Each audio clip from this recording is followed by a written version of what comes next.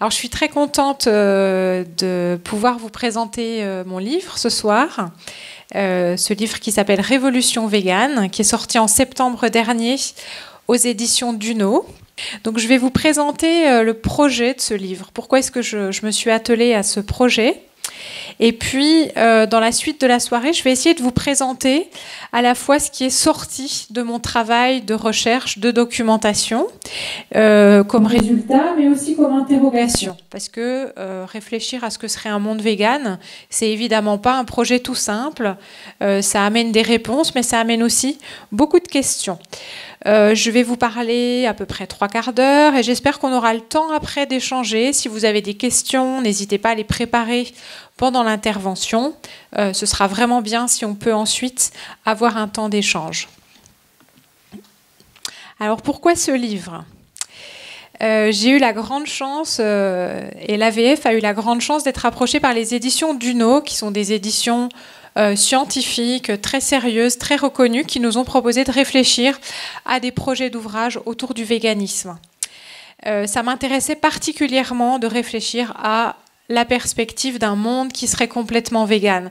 À l'origine de ce livre, il y a l'idée qu'aujourd'hui, en 2018, le véganisme comme choix individuel, c'est quelque chose qui ne fait plus problème, c'est quelque chose qui est très bien étayé et qui est très bien accepté socialement. En réalité, c'est un mode de vie très ancien, c'est un positionnement très ancien, puisqu'on considère que Pythagore, le philosophe qui vivait il y a 2500 ans à peu près, aurait, selon certaines sources, non seulement été végétarien, mais peut-être même complètement vegan, c'est-à-dire qu'il se serait abstenu, y compris d'utiliser du cuir, et il aurait porté des chaussures en feuilles d'arbre, par exemple. Sous sa forme contemporaine, dans sa définition actuelle, le véganisme remonte au milieu du XXe siècle avec la fondation de la Vegan Society en 1944 au Royaume-Uni, avec une définition du véganisme qui est très proche donc de la nôtre, à savoir ne pas contribuer à l'exploitation des animaux. Essayer autant que faire se peut, dans son mode de vie, c'est-à-dire dans son alimentation, mais aussi dans ses choix vestimentaires, dans ses loisirs, de ne pas contribuer à l'exploitation animale. On pourrait dire qu'il s'agit d'une sorte d'objection de conscience qui se préoccupe du sort des animaux. En France, au cours des dernières années, le véganisme a été médiatisé de manière croissante et au reportage qui était focalisé pendant longtemps sur les véganes en tant qu'individus, parfois étranges, parfois sectaires, parfois branchés, ont succédé des sujets qui posaient plutôt la question du véganisme en tant que choix de société. En fait, les journalistes ont commencé à s'interroger sur la possibilité d'un monde vegan et ont commencé à se demander à quoi pourrait ressembler ce monde. Je vous présente ici, par exemple, une photo d'une prise de vue d'un débat organisé par le Monde Festival il y a 1 an. Et le thème, c'était « Demain, tous véganes ». Vous apercevez certainement Brigitte Gauthier, Renan Larue et la présidente de la FNSEA, Christine Lambert. Alors, au-delà des bénéfices individuels qui sont bien connus du véganisme, par exemple sur la santé, c'est quelque chose qui est assez consensuel aujourd'hui, je me suis rendu compte qu'il y avait très peu d'exploration théorique, donc à la fois sur la possibilité d'un monde vegan, mais aussi sur les caractéristiques d'un tel monde. Et en effet, si on se pose la question de la généralisation du véganisme, on se rend compte que ça aurait des implications sur de multiples dimensions de notre organisation sociale et que ça pourrait transformer radicalement notre rapport au monde, évidemment notre rapport aux animaux et notre occupation de l'espace sur Terre. En réfléchissant à ce projet de livre, j'étais inspirée par un rapport qui avait été publié par le réseau Sortir du nucléaire il y a quelques années.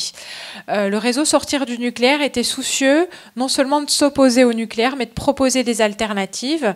Et à l'époque où le projet de l'EPR était très soutenu par l'État français, ils se sont dit mais qu'est-ce qui se passerait si au lieu de construire l'EPR, on développait une multitude de production d'énergie décentralisée, renouvelable? Est-ce que ça créerait de l'emploi? Est-ce que ça coûterait plus cher, moins cher? En fait, je crois qu'avoir des scénarios, des visions de l'avenir, ça nous aide à réfléchir. Je crois que vraiment, on en a besoin. Mon objectif, c'était aussi de démêler les fantasmes, les peurs, des véritables difficultés dans la perspective de la transition vers un monde vegan, et puis de pouvoir avoir des éléments pour y faire face de manière collective, posée, factuelle. Mon objectif, c'était aussi d'ouvrir l'imagination vis-à-vis du grand public, vis-à-vis peut-être des intellectuels, peut-être des politiques, parce que je crois que les visions du futur, elles sont importantes. On a besoin de se raconter des histoires, on a besoin d'envisager des scénarios, on a besoin d'avoir des images de l'avenir. Ça nous permet de construire l'avenir et ça nous permet aussi d'interpeller les pouvoirs publics avec des réflexions qui sont crédibles. Et de manière globale, mon objectif, c'était de faire apparaître la poursuite de l'exploitation animale qui est très massive, qui est absolument énorme sur Terre, comme un choix, plutôt que comme une fatalité ou comme l'unique orientation possible, donc un choix opposé à d'autres choix. Alors sur les premières implications de la transition vers un monde vegan, il apparaissait que certaines étaient très claires, évidentes. Première implication très claire, dans un monde vegan, tout simplement, on arrêterait de faire naître des animaux dans le but de les exploiter, de consommer leur chair ou de consommer d'autres produits issus de leur corps. Et donc ça entraînerait évidemment une très forte diminution de l'effectif d'un certain nombre d'animaux qui sont aujourd'hui élevés. En fait, dans un monde vegan, on cesserait de créer, pour répondre à nos propres désirs, une énorme masse de souffrance qui est générée par l'exploitation, la mise à mort de milliards d'animaux. Vous savez peut-être qu'en France, par exemple, rien qu'en France, chaque jour, on met à mort 3 millions d'animaux dans les abattoirs. Ça ne compte pas du tout les poissons qui sont souvent comptabilisés en masse plutôt qu'en nombre d'individus. Donc dans un monde vegan, évidemment, il y aurait toujours de la souffrance animale, notamment chez les animaux sauvages, on en parlera. Mais il y aurait évidemment toujours de la souffrance humaine, mais en tout cas, on cesserait d'entretenir cette énorme masse de souffrance liée à l'exploitation et à la mise à mort. Par ailleurs, une société végane, elle serait globalement en meilleure santé. Ça n'est pas du tout quelque chose qui fait controverse. Une société végane impliquerait une réduction de l'incidence d'un certain nombre de pathologies de civilisation et des coûts associés.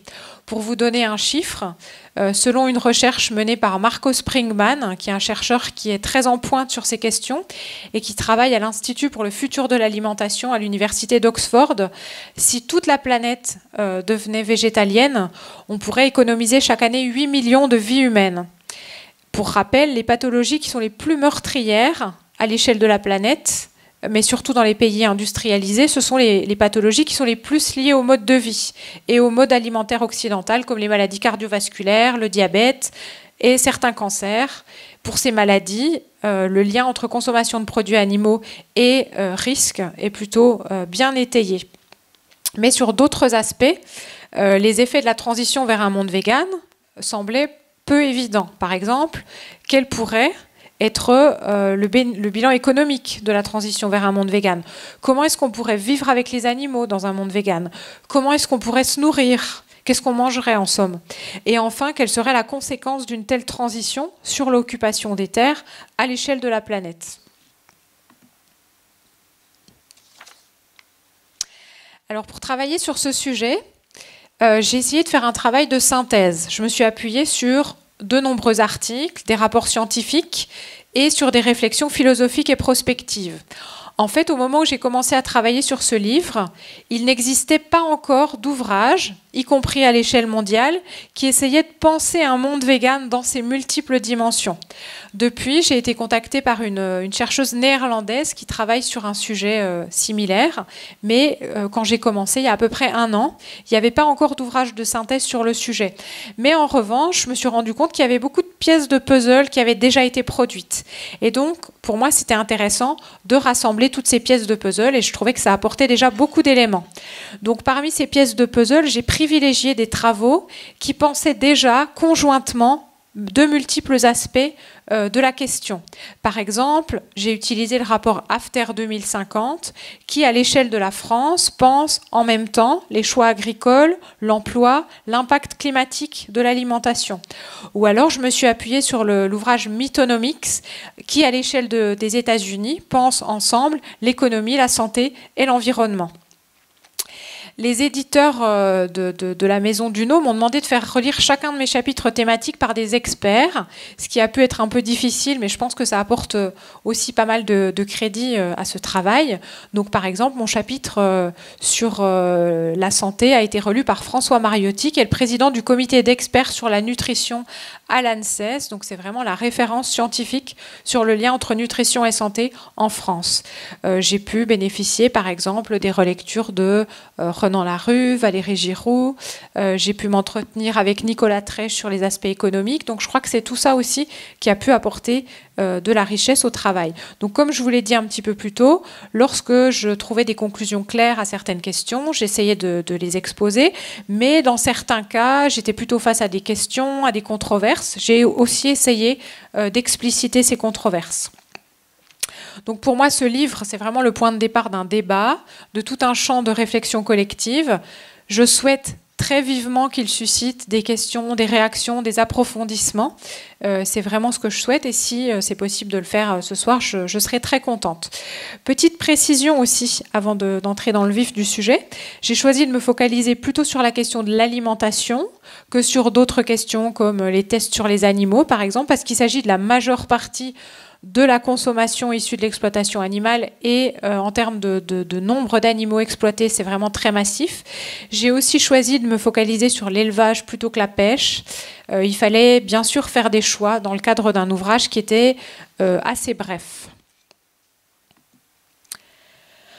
Première grande question, la question économique. Donc ça m'est apparu comme une question essentielle dans la mesure où dans les débats politiques avec les défenseurs de l'élevage, le véganisme est souvent présenté comme un choix irresponsable qui pourrait conduire la société à la ruine et qui pourrait mettre toutes les campagnes au chômage.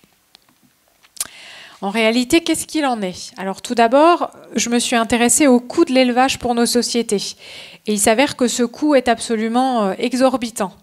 Selon l'avocat David Robinson Simon, qui a écrit l'ouvrage Meatonomics, le coût de l'élevage pour la société états-unienne, si on additionne les subventions fédérales ainsi que toutes les externalités négatives, c'est-à-dire les coûts induits par la détérioration de l'environnement et les problèmes de santé liés à la consommation de produits animaux, ce coût s'élèverait à 400 milliards de dollars, ce qui représente les 2/3 du budget de l'éducation primaire et secondaire publique. Donc vous voyez qu'on dépense simplement pour maintenir en place ce système de l'élevage les 2/3 de ce qu'on dépense pour l'éducation de tous les enfants des écoles primaires et secondaires aux États-Unis. Dans une perspective comparable, Marco Springman, dont je vous ai parlé un peu plus tôt, a estimé que la transition de toute la planète vers un monde vegan permettrait d'économiser chaque année plus de 1000 milliards de dollars à l'échelle mondiale. Donc là, on est aussi dans une quantification des externalités négatives. Et ça représenterait plus de 3% du PIB qui est prévu pour 2050. En France, pour l'instant, il n'y a pas beaucoup de quantification du même genre, mais un bureau indépendant qui s'appelle le BASIC a estimé que le coût socio-environnemental de la filière lait était environ de 7 milliards d'euros, ce qui est un ordre de grandeur équivalent au budget du ministère de la Culture. C'est-à-dire qu'encore une fois, la filière lait nous coûte autant d'argent que la culture en France. Mais qu'est-ce qu'il en est de l'emploi? Alors très souvent, les défenseurs de l'élevage mettent en avant la question de l'emploi et affirment que l'élevage permettrait de maintenir l'emploi dans les campagnes. Alors sur ce plan, il s'agit tout d'abord de mettre en avant le déclin massif de la part de l'emploi agricole dans l'emploi total en France. En France, par exemple, en 1945, environ 1/3 de la population active travaillait dans l'agriculture. Aujourd'hui, c'est seulement 3,6%. Qu'est-ce qui est en cause dans cet effondrement de la part de l'emploi agricole? C'est évidemment pas la montée du végétarisme et du véganisme, mais c'est tout simplement une intensification de l'agriculture avec des exploitations qui sont de plus en plus grosses et qui emploient de moins en moins de salariés. Alors il est vrai que le secteur de l'élevage emploie aujourd'hui environ 700 000 équivalents temps plein, dont plus de la moitié en dehors des élevages. Donc c'est tout ce qui participe à la transformation de la viande, à la découpe de la viande, à tous les emplois dans l'industrie agroalimentaire. Les élevages qui créent le plus d'emplois, ce sont les élevages de bovins, mais ce sont aussi des élevages qui sont très lourdement subventionnés. En fait, en France, dans la plupart des élevages, la part des subventions dans le résultat est supérieure à 100%. Qu'est-ce que ça veut dire? Ça veut dire que sans subvention, le résultat serait négatif. En fait, les fermes ne gagneraient pas d'argent, elles en perdraient. Ce sont donc des emplois qui coûtent très cher aux contribuables, sans présenter de bénéfices évidents pour la société, ou en tout cas en présentant autant d'effets négatifs que de bénéfices. Pour l'économiste Nicolas Trèche, qui travaille à la Toulouse School of Economics, on pourrait imaginer d'autres approches de maintien de la ruralité qui seraient beaucoup moins coûteuses pour les finances publiques et qui seraient beaucoup plus durables sur le plan écologique. J'en viens à la question de l'emploi. Quand on s'intéresse à l'emploi d'un secteur donné, il faut considérer 3 catégories d'emplois. La première catégorie, ce sont les emplois directs qui sont liés à une activité de production. C'est assez clair, hein, ce sont les emplois qui sont dans les fermes. Il faut considérer les emplois indirects. Par exemple, si on prend le modèle agricole actuel, eh ben, les emplois dans la fabrication de pesticides ou d'engrais, ce sont des emplois indirects. Et puis, il faut considérer enfin les emplois induits. Ce sont les emplois qui sont créés par la consommation des actifs d'un secteur donné. Donc on peut dire par exemple que si on crée de l'emploi dans les campagnes, eh ben, peut-être que ça va aussi permettre de maintenir, je ne sais pas moi, une boulangerie, une poste, voilà, un certain nombre d'emplois qui sont induits par les premiers emplois. Alors prenons maintenant la question de l'élevage. Les emplois directs de l'élevage, mais aussi de l'agriculture en général, ils dépendent très fortement du modèle de production choisi. Ça veut dire que si on choisit un modèle bio, avec des petites structures de production, on peut accroître très fortement l'emploi créé. Ça ne dépend pas des productions agricoles. C'est la même chose qu'on produise des légumineuses ou qu'on produise de la viande. En gros, plus c'est gros, plus c'est industriel, moins ça crée de l'emploi. Pour ce qui est des emplois indirects, c'est évident qu'une part des emplois liés à l'élevage disparaîtrait si on passait à un monde vegan, comme les emplois qui sont liés à la découpe de la viande, les emplois qui sont dans les abattoirs, bien sûr. Mais d'autres emplois pourraient facilement être convertis, comme tous les emplois qui sont liés à la transformation de la viande et qui peuvent tout à fait être convertis en transformation de légumineuses, par exemple. Aujourd'hui, de grandes entreprises agroalimentaires comme Fleury-Michon ou d'autres entreprises dans d'autres pays européens développent une part de production consacrée aux produits végétariens et véganes qui est de plus en plus importante. Et en fait, ils se rendent compte que, quelle que soit la matière première, il y a toujours ces emplois de transformation qui permettent d'aboutir à des produits finis. Enfin, si on considère les emplois induits par la mutation vers un autre modèle alimentaire, on peut d'abord regarder ce que dit le rapport AFTER 2050. C'est un rapport qui envisage une division par 2 de la consommation de produits animaux à l'échéance 2050 en France, dans le but de diviser par 2 les émissions de gaz à effet de serre de l'agriculture. Alors selon ce rapport, les économies faites par les ménages pour leur alimentation, en consommant moins de viande et moins de produits animaux, pourrait leur permettre de rediriger leur consommation sur d'autres produits, ce qui favoriserait l'emploi dans d'autres secteurs. Dans la même perspective, selon Nicolas Trèche, les subventions à l'élevage en fait, correspondent à une baisse de pouvoir d'achat chez les contribuables, qui est de l'ordre de 16 milliards d'euros par an. Et si ces sommes n'étaient plus prélevées aux contribuables, elles pourraient contribuer à financer d'autres produits et donc d'autres activités. Alors toutes ces pistes sont évidemment difficiles à quantifier. Elles nécessitent de fixer beaucoup d'hypothèses, de paramètres. Donc ce que je vous dis ici, ce sont des pistes, ce sont des approximations, mais on peut retenir une donnée importante. Selon le rapport AFTER 2050, il serait possible de créer de l'emploi tout en divisant par 2 la consommation de produits animaux en France. Et on créerait plus précisément 125 000 équivalents temps plein dans le secteur agricole. Et ça, en s'appuyant sur des productions agricoles plus durables. Donc dans la perspective d'un monde vegan, on peut tout à fait imaginer qu'on aille dans cette direction. En tout cas, il s'agit de réfléchir aux valeurs qu'on veut privilégier, par exemple la durabilité et l'emploi, et il s'agit d'envisager des transitions agricoles qui prennent en compte ces valeurs, qui les prennent au sérieux. Autre très grande question qui est beaucoup discutée dans les médias, mais aussi, par exemple, sur les réseaux sociaux par les militants véganes, que pourraient devenir nos relations avec les animaux si on cessait de les exploiter ? Alors, on nous pose très souvent la question du devenir des races domestiques, et en particulier des races qui sont aujourd'hui destinées à la production alimentaire, dans un monde vegan. Selon les défenseurs de l'élevage, c'est la consommation de certains produits animaux, et de certains animaux, par exemple les chevaux, qui permet de maintenir certaines races ou certaines espèces à un effectif suffisamment important pour permettre une diversité génétique, et donc la survie. Dans le cadre de mes échanges pour l'écriture de ce livre, j'ai par exemple échangé avec une économiste de l'agriculture qui me disait « J'aime beaucoup les chevaux, j'aime beaucoup l'équitation, mais je suis tout à fait favorable à ce qu'on continue à manger de la viande de cheval parce que c'est ça qui permet de maintenir les races de chevaux en nombre suffisamment, en effectif suffisamment important. » Que dit le véganisme à propos de ça? Le véganisme ou l'antispécisme, plus généralement, se fonde sur une considération pour les intérêts des individus, qui sont considérés comme des êtres sentients, et pas sur une considération pour les intérêts des races ou des espèces, puisqu'en fait, les races ou les espèces ne sont pas sentientes. Elles n'ont pas de subjectivité, elles ne peuvent pas éprouver des émotions. Et donc, dans une perspective végane ou antispéciste, il n'apparaît pas pertinent de maintenir en l'existence des races ou des espèces domestiques si ce maintien devait s'opposer aux intérêts des individus concernés. Par exemple, dans l'hypothèse où on devrait pour cela exploiter et tuer les individus en question, ou bien si cela devait être préjudiciable d'un point de vue écologique.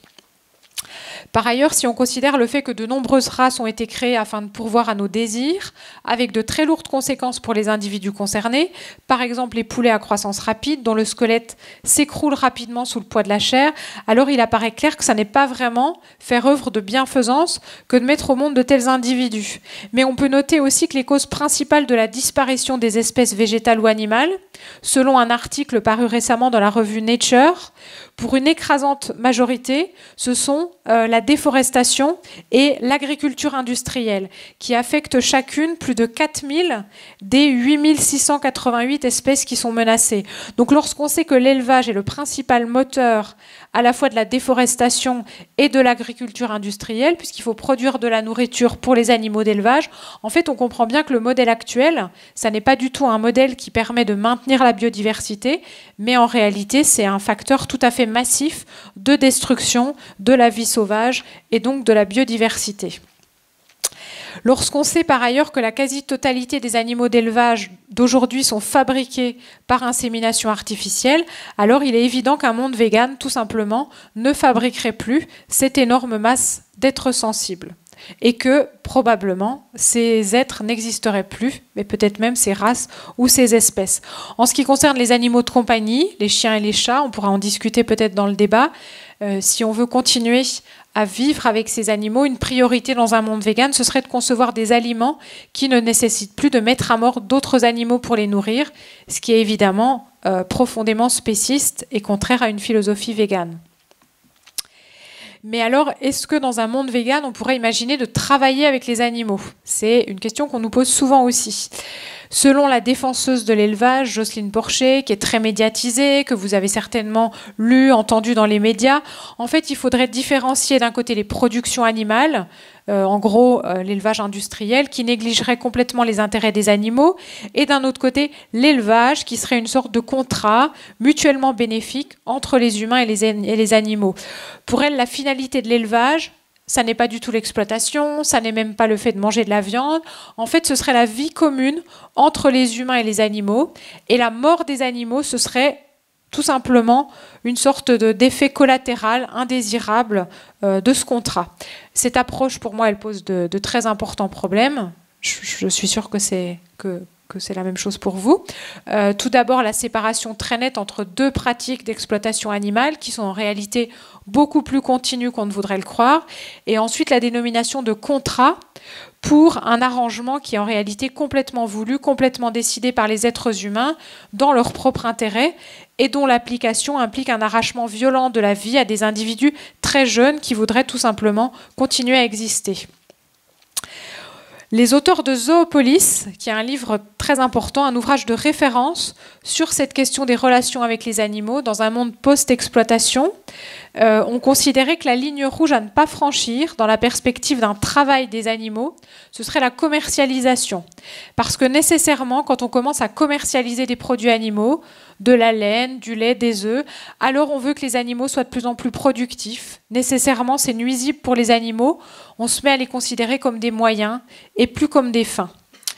Pour ces auteurs, pour les auteurs de Zoopolis, donc 2 philosophes canadiens, il s'agirait, même lorsqu'on ne met pas à mort des animaux, par exemple quand on a des chiens compagnons de personnes handicapées ou aveugles, il s'agirait de s'assurer que ces animaux peuvent développer leur propre potentialité et plutôt que des qualités qui sont strictement bénéfiques aux humains, en limitant par exemple leur temps d'activité et en s'assurant qu'ils puissent jouer, s'épanouir.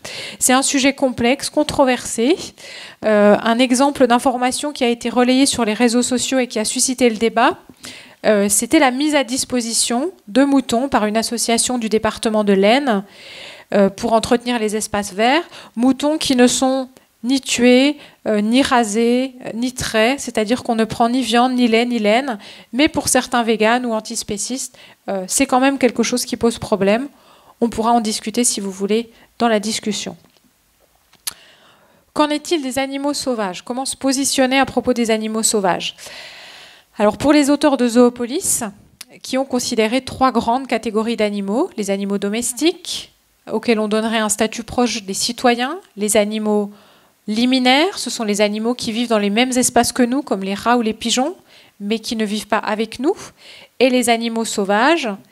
Donc pour les auteurs de Zoopolis, il s'agirait d'assurer à ces animaux sauvages la souveraineté, c'est-à-dire de leur permettre de vivre leur existence en autonomie, sans forcément vivre sur des territoires complètement disjoints, mais en tout cas ne pas interagir avec eux. Pour donc Donaldson et Kymlicka, la prédation, qui est une cause de grande souffrance dans la nature, c'est quelque chose de très préoccupant, mais selon eux, on ne peut pas intervenir sur les écosystèmes sans risquer de faire beaucoup plus de mal que de bien, c'est-à-dire de déséquilibrer complètement les écosystèmes et peut-être de créer beaucoup plus de souffrance que celle contre laquelle on veut lutter.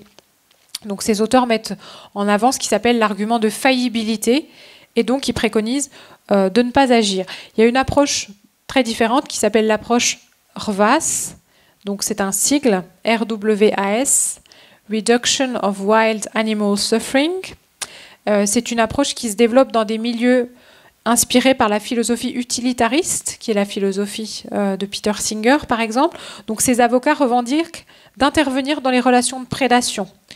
À ma connaissance, d'après ce que je connais, il n'existe pas d'autre proposition concrète que la modification génétique des prédateurs pour qu'ils cessent d'être carnivores, ou bien la raréfaction volontaire, voire même la disparition totale de la vie sauvage dans certains espaces, avec l'idée que qui dit vie dit souffrance, qui dit moins de vie dit moins de souffrance. En fait, je ne vois pas en quoi la première approche, c'est-à-dire la modification génétique des prédateurs, supprimerait la souffrance des proies, qui pourraient aussi mourir par manque de nourriture, par parasitisme, par maladie. Quant à la proposition de supprimer, voire de raréfier la vie, ça n'est pas une approche à laquelle je souscris. Et je pense que ces approches sont carrément suicidaires sur le plan écologique. Je crois qu'il faudrait certainement expliciter les fondements philosophiques d'une approche qui cherche à préserver la vie dans son ensemble. C'est plutôt mon approche, par opposition à d'autres approches qui voudraient plutôt la raréfier. En tout cas, voilà, je n'ai pas du tout été convaincue jusqu'ici par ces approches RWAS, et je suis plutôt convaincue par la nécessité de laisser plus de place à la vie sauvage, comme je l'évoquerai plus tard, mais dans le milieu francophone.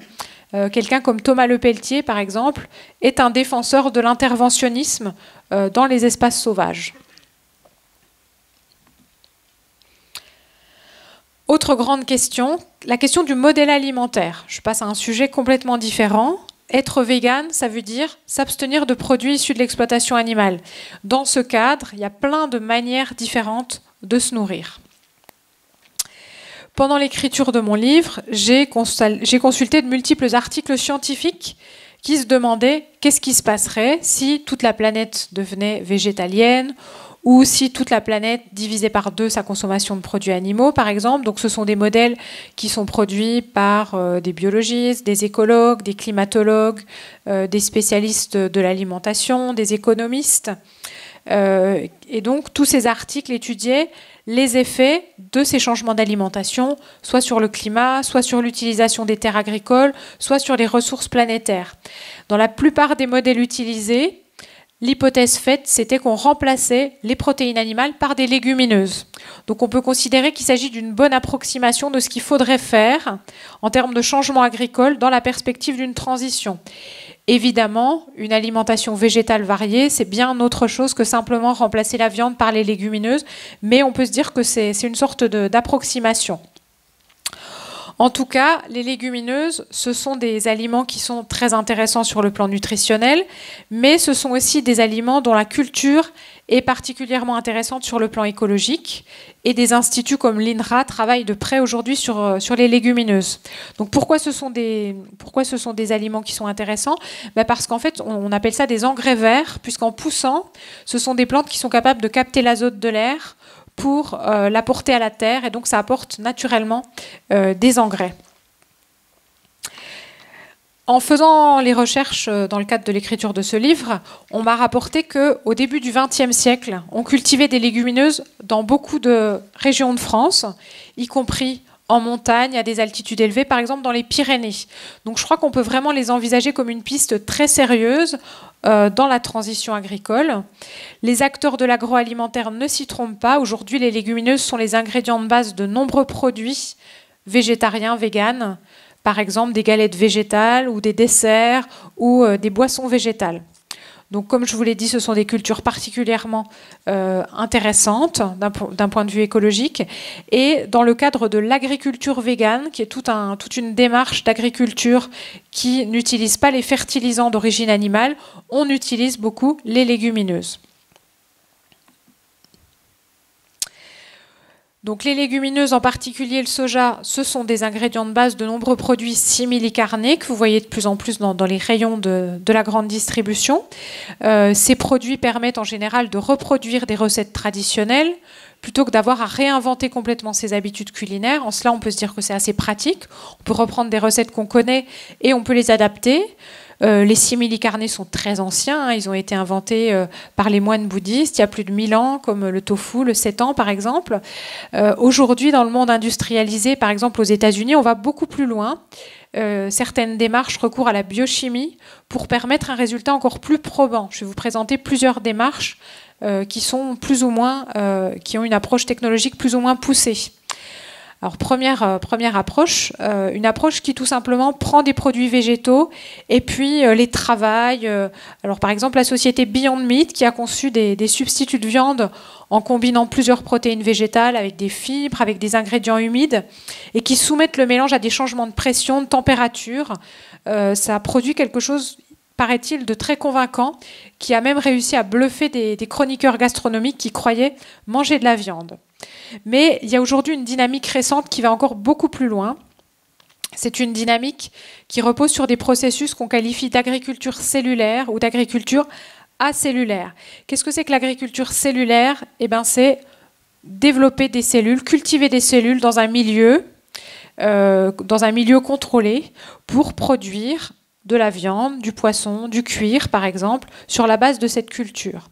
Ce qu'on appelle l'agriculture acellulaire, c'est quelque chose de différent. Ça permet de recréer des aliments qui sont principalement composés de protéines, sans avoir à utiliser la moindre cellule d'origine animale, mais tout simplement en connaissant la structure génétique de ces protéines et en utilisant des bactéries qui sont capables de les synthétiser. Donc ça permet de produire, par exemple, du lait, du blanc d'œuf ou de la gélatine. Les gens qui font la promotion de ces approches, donc ce sont souvent des entrepreneurs assez jeunes, très préoccupés par l'avenir du monde. Beaucoup sont d'origine indienne. Ils ont vraiment peur que la croissance démographique ne permette pas de nourrir une population qui demande de plus en plus de produits animaux. Et donc leur argument, c'est que ces produits auraient un impact écologique réduit et qui pourrait réduire massivement la souffrance animale sans qu'il soit nécessaire pour autant, pour les consommateurs, de changer leurs habitudes, de changer leur goût. C'est une solution qui est vue comme pragmatique, concrète, réaliste à brève échéance, plus que par exemple la transition du monde vers une philosophie et un mode de vie vegan. En réalité, aujourd'hui, si on s'intéresse à ces produits, les produits qui reposent sur la culture de cellules animales, par exemple la viande, ce qu'on appelle la viande propre ou clean meat, semble être assez difficile à produire à un coût socialement acceptable. Vous avez peut-être entendu dire que le premier burger qui a été présenté en 2013 à Londres par le chercheur Mark Post, il aurait coûté 200 000 $. À quoi ça correspond? Ça correspond à l'énorme masse de recherche et développement, de travail humain qui a été nécessaire pour produire ce burger. Alors depuis, évidemment, ça a baissé, mais ça reste très cher. Et par ailleurs, le bilan écologique semble être toujours assez lourd, puisqu'il faut maintenir ce milieu de culture à une certaine température, avec une certaine composition chimique qui doit être bien contrôlée. Tout ça, ça coûte beaucoup d'énergie, beaucoup d'argent. Et donc, pour l'instant, le bilan écologique de ces produits, ça reste supérieur au bilan, par exemple, écologique de la viande de poulet ou de la viande de porc. En revanche, les produits qui sont issus de la culture de bactéries, comme le lait, par exemple, qui est développé par la compagnie Perfect Day, que je présente ici, ces produits semblent pouvoir être commercialisés à plus brève échéance et avoir un bilan écologique plus intéressant. Alors, vous voyez qu'entre le projet d'une alimentation végétale peu transformée, qui repose sur des légumineuses bio, par exemple, et ce genre de produits, il y a vraiment tout un monde. Ce sont des visions de l'avenir qui sont très différentes, très hétérogènes. Aujourd'hui, on parle de ça comme d'un projet, de quelque chose de prospectif, mais ça deviendra peut-être une réalité. Donc je crois que nous, associations végétariennes, véganes, de protection animale, on sera de plus en plus invités à se prononcer sur ces produits, à donner une orientation. Et je crois que globalement, si on veut réfléchir à un monde vegan, il faut choisir aussi. Voilà, est-ce que c'est un monde où on mange les légumes de la MAP d'à côté, ou est-ce que c'est un monde où on mange des produits beaucoup plus transformés? Est-ce que c'est un monde où il y a les deux, parce que peut-être qu'il y a toujours différentes habitudes de consommation? C'est quelque chose à expliciter. Alors, lorsqu'on évoque la transition vers un monde vegan, il y a deux grandes objections qui sont faites, et ce sont des objections qui relèvent à la fois de l'habitude et de l'attachement. La première objection, elle concerne le goût. L'idée, c'est que l'alimentation végétale, elle serait plus pauvre, elle serait moins satisfaisante, elle serait moins gastronomique. C'est un aspect que je n'aborde pas ici parce que j'imagine qu'en tant que public intéressé, ça n'est pas quelque chose que j'ai besoin de démontrer. La seconde objection, elle concerne les paysages. Et je crois que c'est une objection qui est réelle. Dans un monde vegan, est-ce qu'il faudrait dire adieu aux paysages ouverts, aux paysages de prairies, qui constituent la majeure partie de nos territoires, et à la vision bucolique qui est associée à ces paysages, c'est-à-dire des animaux, des vaches qui sont dans un champ en train de paître? Pour moi, c'est une vraie question que je vais essayer d'aborder ici. Mais tout d'abord, afin de situer ce qu'on va dire ensuite, quels sont les impacts de la production animale sur Terre? Ils sont énormes.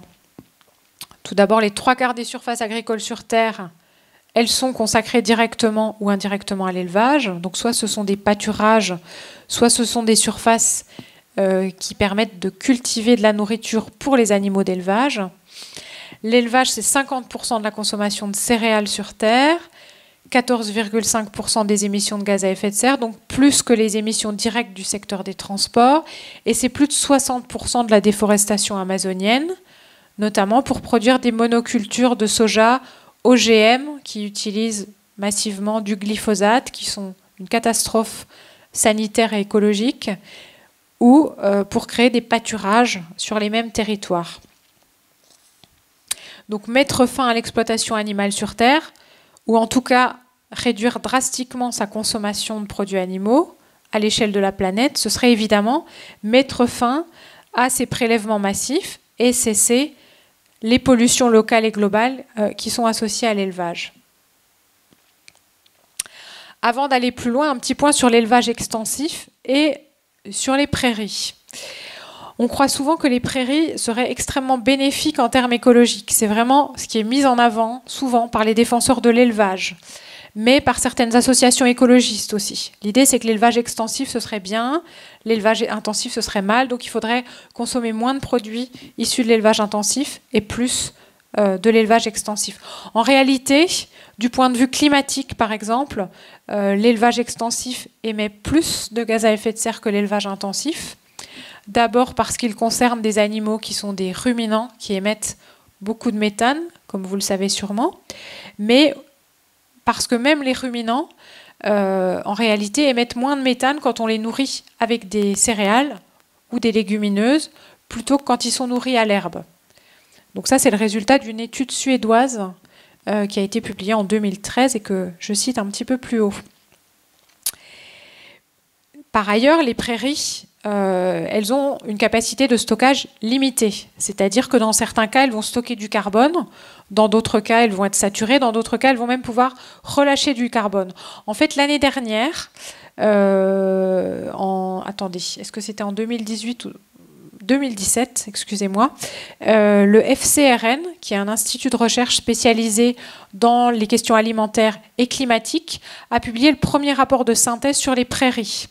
Il a synthétisé plus de 300 études scientifiques qui faisaient le point sur ces aspects et notamment sur la capacité de stockage de carbone par les prairies.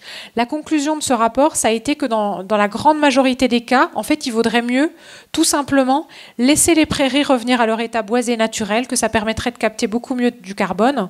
Et en fait, le chiffre qui a été donné, c'était que la capacité des prairies à capter du carbone, cette capacité s'élevait à entre 0,6 et 1,6% des émissions de gaz à effet de serre d'origine humaine à l'échelle de la planète, ce qui a été considéré comme infime par les auteurs du rapport. Mais en termes de biodiversité, même en termes de biodiversité, les auteurs ont considéré que si on pouvait permettre aux herbivores sauvages de se redéployer sur les prairies, en fait, ils pourraient être une meilleure option pour la biodiversité parce qu'ils se déplaceraient davantage et ils épuiseraient moins les espèces végétales et les sols que les herbivores domestiques. Un autre point avant d'aborder la question des paysages, la question de la culture. Est-ce qu'on pourrait imaginer de cultiver, de nourrir la planète sans recourir à des fertilisants d'origine animale? On parle beaucoup des bénéfices d'associer, par exemple, l'élevage à ce qu'ils appellent la polyculture, avec l'idée que le fumier, ce qui vient des animaux, va permettre d'enrichir les sols et de les fertiliser. En réalité, tout ce qui vient des animaux, tout ce qui est présent dans les déjections des animaux, ça n'a pas été créé par les animaux, c'est évidemment quelque chose qui vient des plantes. Je vous parlais tout à l'heure des légumineuses, par exemple, qui sont capables de capter l'azote de l'air. Si il y a de l'azote dans le fumier, c'est parce qu'il y avait de l'azote dans des plantes que les animaux ont consommé. Donc ce ne serait pas vrai que les animaux créeraient des éléments, par exemple, qui permettraient de fertiliser les sols. En revanche, ce qui est vrai, c'est que le fumier, ça permet un transfert de nutriments. Qu'est-ce que ça veut dire ? Ça veut dire que si certaines terres sont plus riches en certains nutriments et que les animaux consomment des végétaux qui poussent sur ces terres, en utilisant les excréments de ces animaux, on va pouvoir aller enrichir d'autres terres. Donc ça, c'est quelque chose qui est réel et ça nécessite toute une réflexion dans l'approche de l'agriculture végane ou qu'on appelle aussi véganique. Donc ici, je présente une photo d'une ferme anglaise qui appartient au Vegan Organic Network. Donc l'approche de cette agriculture, c'est par exemple d'utiliser des engrais verts, c'est d'utiliser du compost, c'est d'utiliser du bois, ces deux derniers éléments permettant un transfert de nutriments comme peut le faire justement le fumier. Tout ça, c'est une approche qui est développée en Amérique du Nord et en Europe principalement, avec des réponses, par exemple sur l'azote, c'est quelque chose d'assez simple a priori, mais aussi des questions sur les autres nutriments et la possibilité, par exemple, de s'appuyer sur des herbivores sauvages qui pourraient aussi participer à ce transfert de fertilité sans avoir à être mis à mort. Je sais que certains acteurs aussi de ce mouvement revendiquent la possibilité aussi d'avoir des troupeaux qui ne seraient pas exploités, qui ne seraient pas mis à mort, mais qui pourraient justement participer à ce transfert de fertilité. On revient maintenant à la question de l'agriculture à l'échelle mondiale. Donc, je vous ai dit tout à l'heure que l'élevage, c'était 75% des terres à l'échelle de la planète. Donc, évidemment, si on passait à un monde vegan, s'il n'y avait plus d'élevage, on diminuerait drastiquement l'utilisation des surfaces agricoles. On pourrait libérer très massivement des surfaces agricoles, comme on le voit sur ce graphique, issu d'une étude menée par l'Institut suédois de recherche environnementale, selon laquelle les besoins en terres agricoles sont divisés par 4, ça correspond exactement à ce qu'on a dit tout à l'heure, moins 75%, dans les scénarios sans protéines animales. Quelle est la conséquence? En fait, la conséquence, c'est que la transition vers un monde vegan, ça permettrait de libérer beaucoup de terres et qu'on pourrait faire quelque chose de ces terres. Qu'est-ce qu'on pourrait faire de ces terres? Alors, selon une étude publiée par des chercheurs de l'Agence néerlandaise d'évaluation environnementale, si on passait à une alimentation complètement végétale à l'échelle de la planète et qu'on utilisait les terres pour deux choses, c'est-à-dire produire des agrocarburants ou reforester, laisser les terres revenir à leur végétation naturelle, alors on pourrait tout d'abord supprimer toutes les émissions de gaz à effet de serre de l'élevage, mais on pourrait créer des puits de carbone. En utilisant moins d'essence, mais plutôt des agrocarburants, on pourrait aussi économiser des émissions. Et tout ça, ça permettrait de diviser par 5 le coût de la politique climatique qui permet d'éviter un réchauffement climatique dangereux. C'est évidemment quelque chose de tout à fait considérable. Alors, je vous ai évoqué la question des agrocarburants. Il y a des approches qui préconisent aussi de faire pousser des arbres à croissance rapide, c'est-à-dire de développer des puits de carbone très rapidement. Donc ça, c'est une approche qui peut être pertinente dans une perspective climatique, mais qui va l'être beaucoup moins en termes de biodiversité. Il y a une autre approche qui me semble beaucoup plus intéressante, beaucoup plus pertinente et beaucoup plus en rupture avec les visions qu'on a habituellement. C'est la vision du rewilding. Qu'est-ce que c'est que le rewilding? On peut parler de réensauvagement en français. C'est l'idée tout simplement d'arrêter d'exploiter et de décider qu'une grande partie des surfaces de la planète pourrait tout simplement revenir à leur état sauvage. C'est une approche qui est promue très activement en Angleterre par l'écologiste Georges Monbiot, pour qui l'élevage ovin au Royaume-Uni, c'est un des pires fléaux environnementaux que son pays ait connu. Pour lui, c'est une activité qui érode les sols, qui dégrade gravement la biodiversité. Et il a vraiment à cœur de mettre en avant le fait que l'élevage, ça n'est pas quelque chose de naturel, c'est quelque chose de culturel. C'est un fait culturel majeur. Les moutons ne sont pas des animaux originaires du Royaume-Uni, ce sont des animaux qui sont originaires du Moyen-Orient, qui se sont développés énormément, qui sont dans des effectifs très importants. Et en fait, les écosystèmes qu'on considère comme des écosystèmes sauvages en Angleterre, et qui sont des pâturages, en réalité, ce sont des écosystèmes qui se sont créés au détriment, par exemple, de la forêt primaire, et qui sont les résultats d'une déforestation. Donc pour lui, les politiques de conservation traditionnelle de la nature, elles sont souvent prisonnières de visions complètement erronées, et en fait, elles cherchent beaucoup plus à préserver les écosystèmes qui sont attachés à l'élevage qu'à vraiment réfléchir en termes écologiques à des approches qui fassent sens. Pour lui, il appelle un déploiement d'imagination écologique et donc il cherche à battre en brèche les conceptions dominantes en matière d'occupation des terres. Un autre biologiste, Edward Wilson, qui est à l'origine de la sociobiologie, mais qui est ensuite revenu sur ses vues, a proposé dans un ouvrage paru récemment de consacrer la moitié de la planète à la vie sauvage. Et pour lui, le seul moyen de sauver la biodiversité, ce serait de laisser la moitié des écosystèmes de la planète en paix, ce qui serait possible évidemment à condition de faire de très grands changements et donc de réduire notre empreinte sur ces écosystèmes à travers des changements comme les changements de mode d'alimentation. À l'issue de ce travail que je vous ai présenté de manière très synthétique, mais on pourra bien sûr échanger un petit peu plus tard, ce qui m'est apparu et qui m'a frappé, c'est vraiment qu'il n'y avait pas d'obstacle insurmontable à la transition vers un monde vegan. En tout cas, pour la très grande majorité de nos sociétés, et je pourrais dire pour toutes nos sociétés industrialisées. Pas d'obstacle, que ce soit d'ordre agricole, d'ordre économique, d'ordre sanitaire. En réalité, les obstacles qui se posent, ce sont des obstacles d'ordre culturel, parce que la grande majorité des êtres humains qui vivent sur Terre aujourd'hui aiment manger des produits animaux, ont l'habitude de manger des produits animaux et n'imaginent pas changer cette habitude. En fait, si on dissèque les débats médiatiques sur le sujet, on se rend compte que quand on a tout évacué, quand on a évacué les arguments rationnels sur l'économie, sur la santé par exemple, ou sur l'écologie, eh ben c'est ce qui reste. Et c'est ce qui reste dans les interventions de Jocelyne Porcher, de la Confédération paysanne par exemple. Il ne reste rien d'autre. Alors c'est vrai que la question de la ruralité, ça demeure un enjeu sérieux. Je crois que c'est peut-être le plus grand enjeu à discuter et à réfléchir quand on envisage la transition vers un monde vegan. Mais je crois que de plus en plus, il est vraiment très important de montrer que toutes ces questions qui sont posées par la transition vers un monde vegan, ce sont des enjeux de société et ce sont des enjeux qui nous concernent tous. Par exemple, quelle relation est-ce qu'on veut avoir avec les êtres sensibles non humains? Est-ce qu'on veut rester dans un modèle d'exploitation, d'asservissement, ou est-ce qu'on essaie de passer à autre chose?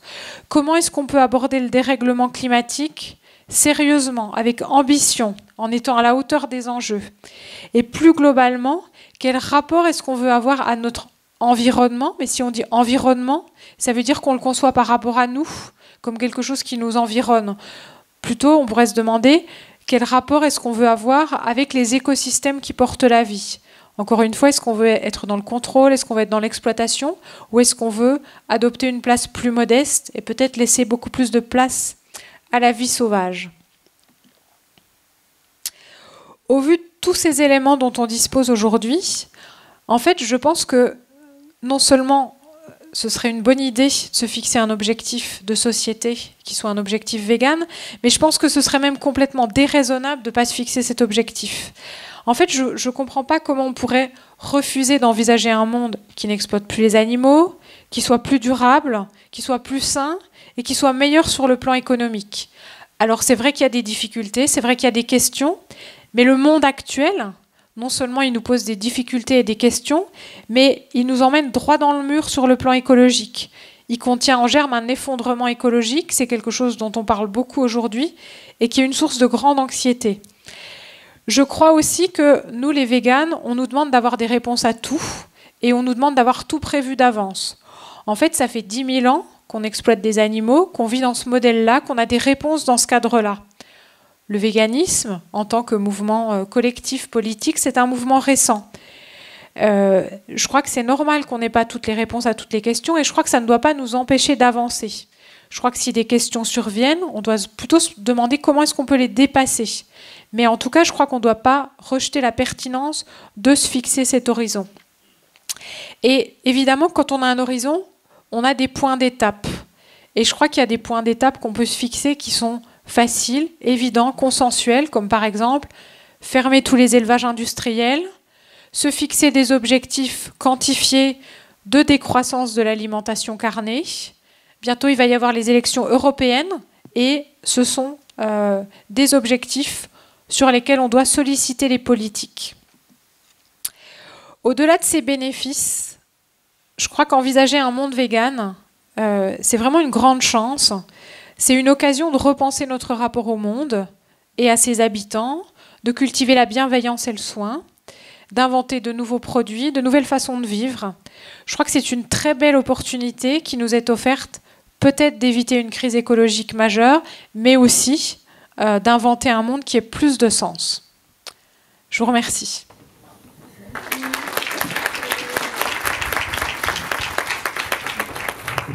Donc maintenant, on fait une petite session de questions et réponses. N'hésitez pas, vraiment, si vous avez des doutes sur tout ce qu'on a abordé. Ce sont des sujets très techniques, donc il n'y a pas de questions bêtes. Donc ayez du courage et posez des questions. D'ailleurs, Élodie Vieille-Blanchard est aussi membre de la commission écologie de l'Association végétarienne de France et connaît très très bien le sujet. Au-delà du livre, elle était déjà depuis longtemps dans le bain. En fait, moi, je me pose beaucoup de questions sur la fin de l'utilisation des intrants animaux dans l'agriculture. C'est un sujet qui n'est pas forcément beaucoup débattu, mais comme moi, j'ai fréquenté pas mal d'agriculteurs, c'est une question qu'on m'a souvent posée. Et du coup, je me demandais s'il y a des modèles qui sont faits pour essayer d'imaginer ce qui se passera en termes de perte de productivité ou d'augmentation de productivité. Par exemple, on me dit souvent que sans intrants animaux, les sols perdraient en fertilité et qu'à terme, on serait obligé d'étendre énormément les espaces agricoles par rapport aux modèles qui sont faits actuellement.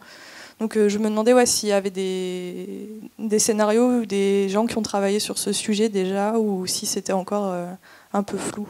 La productivité des sols, si on n'utilise pas d'intrants d'origine animale. Alors déjà, c'est sûr que la question de la richesse des sols en nutriments, c'est une question sérieuse, évidemment.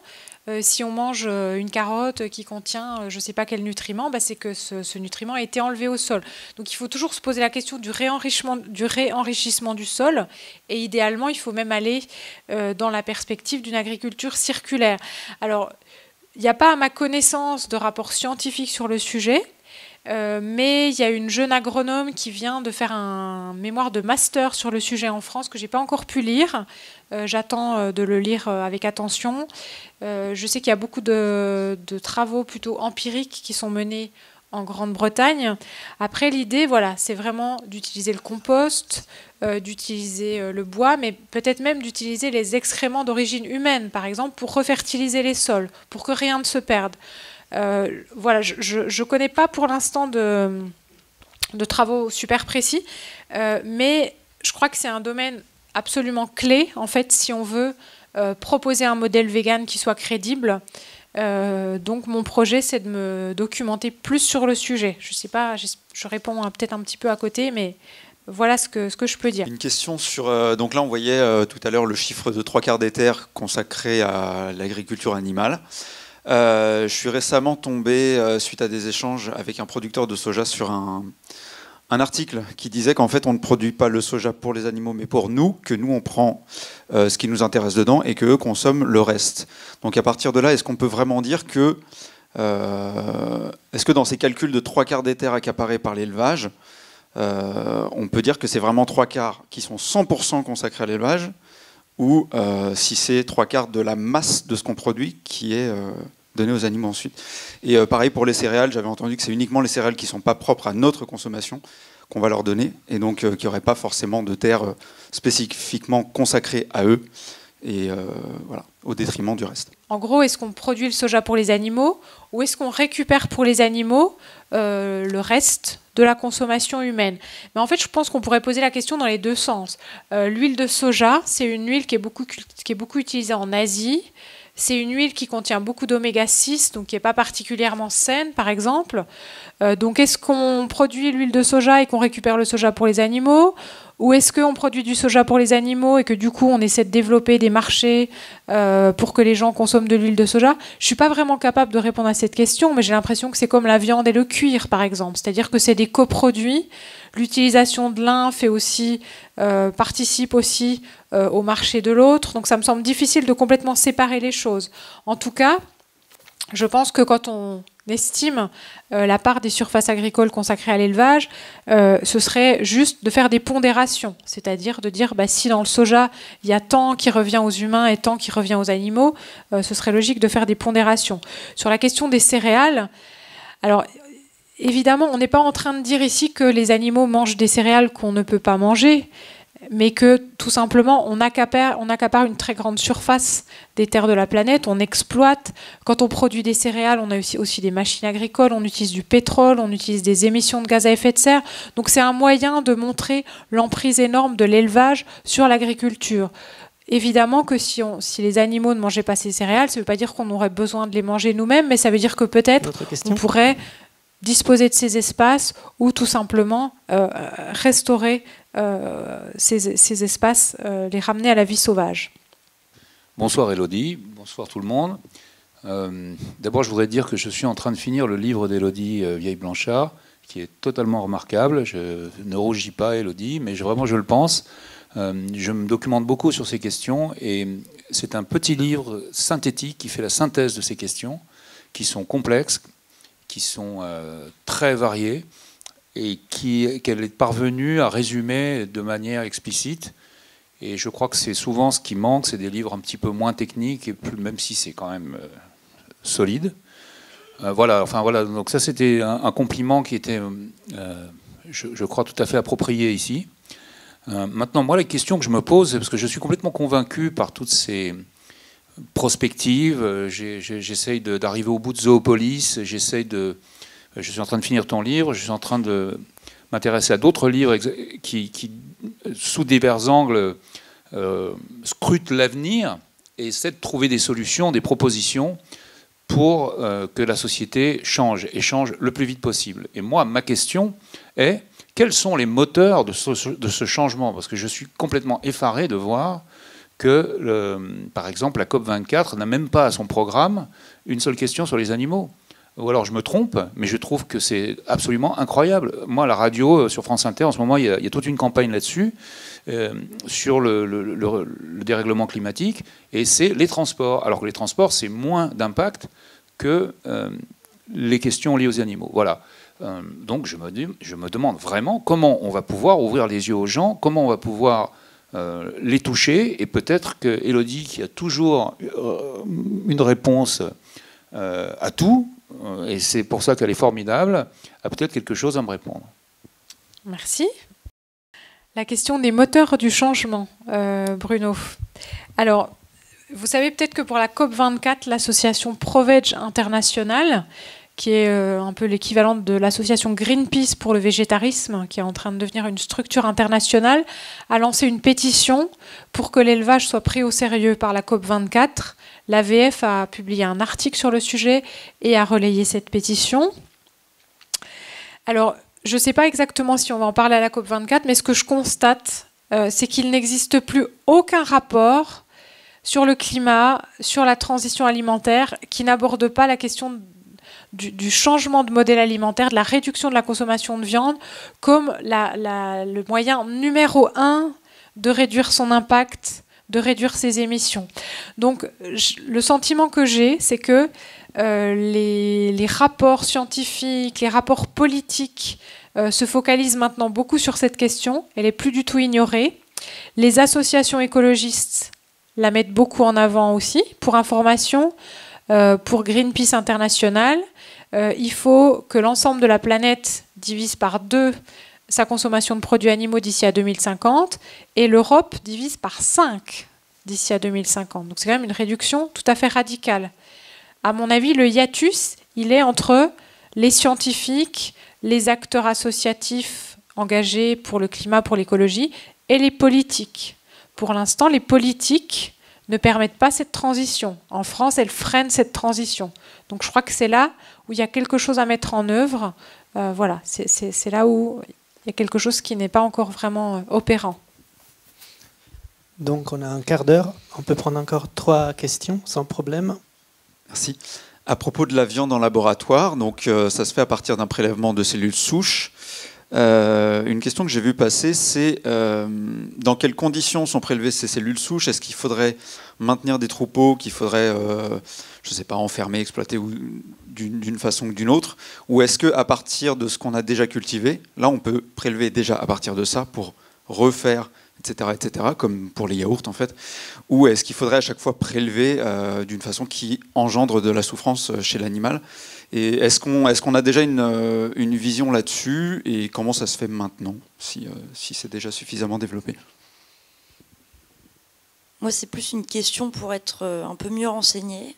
En fait, c'est un peu on m'a dit que, mais par rapport à la fabrication du lait d'amande, par exemple, ou de la production de quinoa, j'ai entendu dire que ça pouvait consommer énormément d'eau. Mais c'est plus des choses qu'on m'a dit un peu anti-vegan, quoi. Et moi, j'ai besoin de renseignements à ce niveau-là, parce que je m'en suis pas bien occupée. Mais voilà, merci. 3e. Bonsoir. Alors moi j'ai une question qui concerne l'échange de tous les jours qu'on a avec des omnivores. Aujourd'hui, on sait que la discussion elle est vraiment très difficile en général entre 2 personnes, un ayant une prise de conscience concernant la souffrance animale et l'autre ayant notamment des idées reçues concernant les souffrances animales.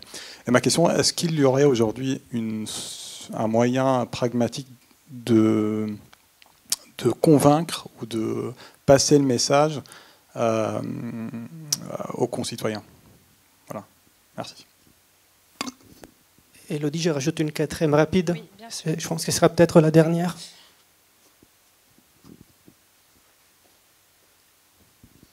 Bonsoir. Alors, c'était des affirmations qui demandent questionnement. Vous aviez dit que si les animaux n'étaient plus prédateurs, ça serait par une modification génétique, alors que je sais qu'on peut rendre des chats véganes sans les modifier génétiquement. Est-ce qu'on pourrait faire par le lion, par exemple ? Et une autre, c'était concernant le soja. J'avais entendu dire qu'en fait, c'était plutôt on produisait le soja pour faire des tourteaux de soja qu'on allait nourrir les animaux et l'huile qui allait servir à faire des biocarburants. Et que nous, c'était vraiment assez résiduel et que surtout les véganes, nous, on mangeait plutôt du soja bio ou des trucs comme ça. Je voulais savoir si c'était vrai. Et la troisième, c'était concernant les céréales. J'avais entendu dire également que les animaux mangeaient des céréales qui n'étaient pas du tout les mêmes que les nôtres. C'est-à-dire que, par exemple, le maïs qu'on produit pour nourrir des animaux, nous, on ne pourrait même pas le manger. C'est un maïs très dur. Voilà. Je voulais savoir si c'était exact ou pas. Je vais essayer de répondre vite pour qu'on puisse avoir encore d'autres questions. Alors, sur la viande cellulaire, il s'agit de faire des biopsies sur des animaux vivants, mais l'idée, c'est de ne pas les mettre à mort. Il y a beaucoup de gens qui soutiennent ces approches qui sont eux-mêmes végétariens, véganes. Est-ce que ça peut se reproduire indéfiniment ? En fait, non, parce que les cellules, elles se développent, elles se divisent un certain nombre de fois. Et en fait, c'est comme pour les yaourts, il faut à un moment donné raviver en quelque sorte le potentiel de division des cellules. Mais en tout cas, avec un seul prélèvement, une seule biopsie, on peut a priori produire beaucoup de viande. Donc ça ne nécessite pas forcément d'entretenir d'énormes troupeaux. Alors sur la fabrication du lait d'amande, déjà c'est une question vraiment facile. Peut-être que pour la culture des amandes, il faut beaucoup d'eau. Pour produire du lait d'amande, c'est vraiment très simple en fait. Ce sont des amandes qui sont broyées dans de l'eau. Donc si vous voulez faire 1 litre, vous prenez 1 litre d'eau et vous mettez des amandes dedans. Donc c'est a priori pas très compliqué. Pour ce qui est de la culture du quinoa, alors là je ne sais pas répondre en détail. Mais si on compare vraiment les aliments d'origine animale et les aliments végétaux, ce sont vraiment les aliments animaux qui nécessitent le plus d'eau, ce qui est tout à fait logique, puisqu'en général, il faut cultiver de la nourriture qui ensuite est consommée par les animaux. Sur le moyen pragmatique de convaincre, il y a ici des très bons militants de rue qui ont plein de bonnes habitudes, donc peut-être ce sera bien que vous vous mettiez en relation à la fin. Mon expérience et l'expérience qu'on a à l'AVF, c'est qu'en fait on convainc mieux quand on ne veut pas forcer la main, tout simplement parce que l'esprit humain est ainsi fait qu'on n'aime pas avoir l'impression qu'on veut nous forcer à voter pour un tel, à acheter de telle façon, à boycotter telle chose. Mon expérience, c'est que c'est mieux de partager des informations, de partager son vécu, de partager ses sentiments. Et puis, c'est pas toujours très facile, mais de se dire que chaque personne change aussi au rythme qui est le sien. Voilà, même si c'est pas toujours très facile quand on est très imprégné par la souffrance animale. Sur la question des prédateurs qu'il faudrait modifier génétiquement, en fait, pourquoi c'est pas pareil que les chats ? Parce que les chats, c'est vous qui décidez de ce que vous leur donnez à manger.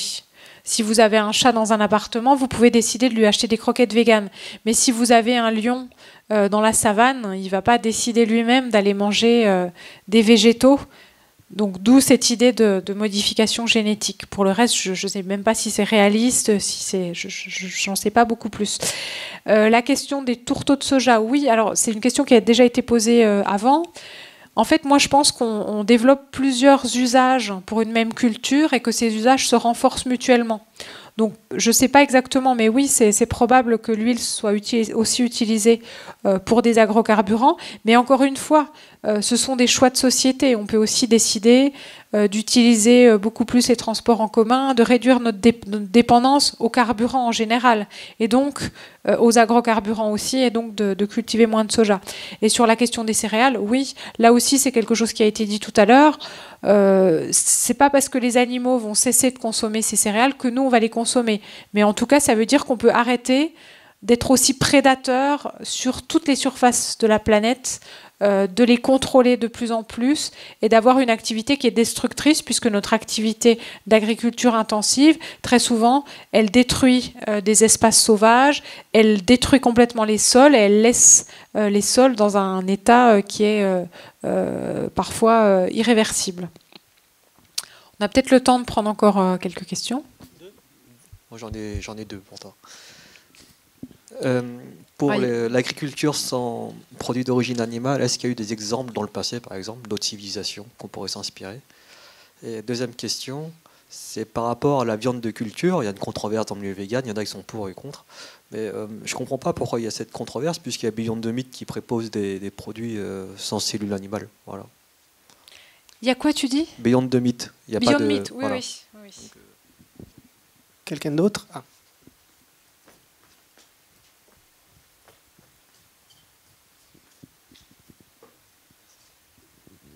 Bonjour Elodie, on est ravis d'être là. J'ai une petite question, vraiment, c'est la relation qu'il peut y avoir entre le bio et le vegan. Est-ce que pour être vegan, il faut forcément être bio, et est-ce que c'est pas bio, est-ce que ça peut être vegan? Ok. Alors, Trail, question, est-ce qu'on a des exemples d'agriculture sans fertilisants d'origine animale? Il faut aussi que je creuse cette question, mais je crois que le modèle polyculture élevage, en fait, il est assez récent. Hein. C'est vrai que dans l'histoire, on a aussi la jachère, par exemple, tout simplement pour enrichir les sols, la rotation des cultures. Enfin, il y a beaucoup d'exemples qui sont plus anciens et qui fonctionnent aussi. Tu demandes à quoi ça sert de cultiver de la viande cellulaire? En fait, c'est une bonne question, parce que c'est vrai que quelque part, si on arrive à faire des substituts de viande qui sont convaincants, qui ne nécessitent pas de cultiver des cellules, tant mieux. En fait, j'ai l'impression que les gens qui soutiennent ces approches, c'est des gens qui ne veulent pas mettre tous les œufs dans le même panier, qui se disent, bon, ok, les substituts de viande classiques à base de céréales ou légumineuses, c'est très bien, la culture de cellules, c'est encore une autre option. Et en réalité, les investisseurs, par exemple aux États-Unis, qui sont souvent des investisseurs, par exemple, impliqués dans la protection animale, mettent de l'argent dans les deux. En gros, ils se disent, on va maximiser les chances que quelque chose marche. Je pense aussi que les substituts plus traditionnels, à base de produits végétaux, ils progressent beaucoup. Et peut-être qu'il y a quelques années, ils n'étaient pas encore aussi aboutis en termes de goût, en termes de texture, ce qui peut-être a provoqué ces recherches. Après, je crois qu'il y a aussi toujours un attrait de la recherche fondamentale. Pour info, cette notion de culture de cellules, c'est quelque chose qui a été développé d'abord en médecine, par exemple pour faire des greffes de peau. Et donc, je pense qu'il y a aussi des chercheurs pour qui c'est une sorte de défi en fait d'arriver à développer tout ça. Question d'Eric, est-ce que le bio est forcément vegan? Est-ce que le vegan est forcément bio? Alors peut-être plutôt, est-ce que le vegan est forcément bio? Le vegan actuel en fait, ou plutôt le bio actuel, il repose souvent justement sur l'utilisation des fumiers, donc souvent il n'est pas vegan. Est-ce que le vegan doit être bio? En fait, il y a vraiment des courants assez divers dans le milieu vegan. Moi, je crois que le vegan doit être bio parce que ce qui n'est pas bio, ça utilise des pesticides, par exemple, très puissants qui détruisent la vie végétale, mais qui détruisent aussi la vie animale. Maintenant, il y a aussi des approches un peu qui ne sont pas...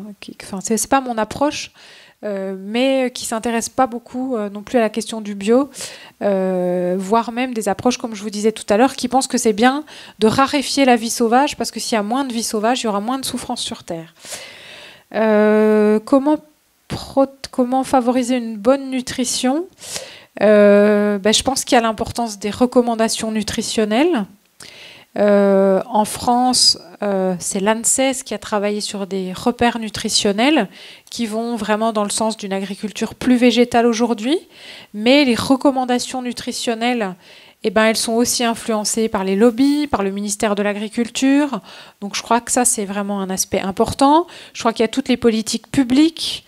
Donc nous, par exemple, on travaille beaucoup avec les cantines scolaires. Les cantines, ce sont des endroits où tous les enfants peuvent manger à un coût accessible et peuvent donc avoir une alimentation tous les jours de qualité. Donc je crois qu'il faut vraiment insisté sur les services publics, sur les marchés publics.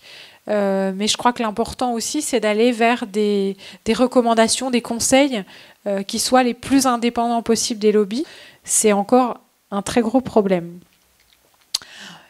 Il est 21h, je ne sais pas si on s'arrête 21h05. ou si il y a encore une question.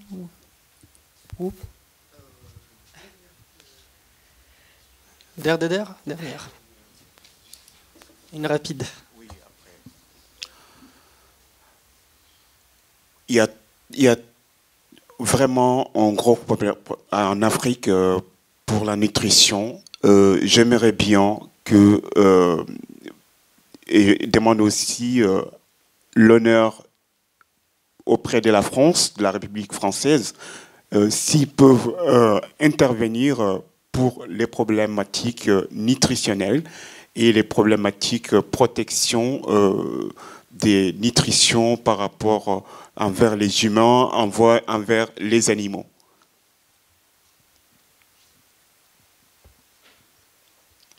En tant qu'association européenne.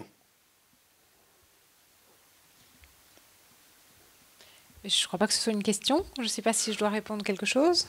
Oui, je veux tout simplement savoir si vous pouvez mener votre intervention là au-dessus. Alors nous, on n'intervient pas sur l'alimentation des animaux, puisque les animaux qu'on nourrit, ce sont les animaux d'élevage, et nous, on essaie justement d'aller vers un monde où on n'exploite plus les animaux. Sur la nutrition humaine, on a beaucoup de mal à faire notre travail en France. On est déjà, voilà, on lutte contre des forces très importantes, très puissantes, qui ont beaucoup d'argent. Peut-être ce serait une bonne idée de prendre contact avec l'association internationale dont je parlais tout à l'heure, Provege. Oui. Merci Enrico. Merci. Alors, maintenant, c'est terminé. Il y aura la dédicace de l'ouvrage d'Élodie. L'ouvrage est disponible sur le stand juste dehors et la dédicace aura lieu ici à l'intérieur. Juste avant de clôturer, je voulais encore remercier la mairie du 2e arrondissement qui nous a offert cette belle salle, les bénévoles de notre association et surtout Élodie qui nous a tenu cette belle conférence. Donc si vous avez aimé ça, nous on essaye de faire une programmation gratuite pour que tout le monde puisse en profiter au maximum, mais on vit de dons, on vit d'adhérents et on vit de contributions, donc n'hésitez pas à passer sur nos stands et voir si une adhésion peut vous convenir avec tout le matériel d'information qu'on peut vous fournir. Donc n'hésitez pas à faire un petit tour et visiter nos bénévoles. Voilà. Merci beaucoup d'être venus.